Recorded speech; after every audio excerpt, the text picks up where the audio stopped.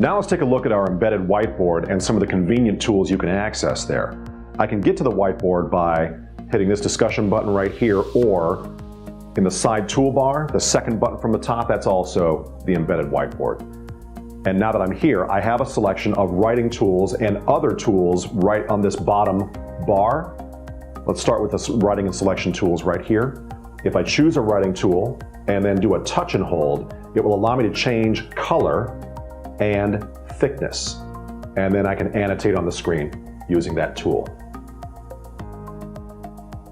like so. I also have access to a highlighter, and then I have this, it looks like a lasso. This is actually a selection tool. When I choose that, it allows me to move individual items around the screen. I also have an eraser tool, which allows me to erase either certain segments, or if I just want everything to go away, I can hit this clear all screen and clear all the notes from the slide. Right over here on this side, I've got a tool that allows me to import a picture, and I can put that on the whiteboard as a whiteboard page. Or what I can also do is I have a text box tool that allows me to tap the screen, put up a text box, and then the touch keyboard appears and I can type whatever I want.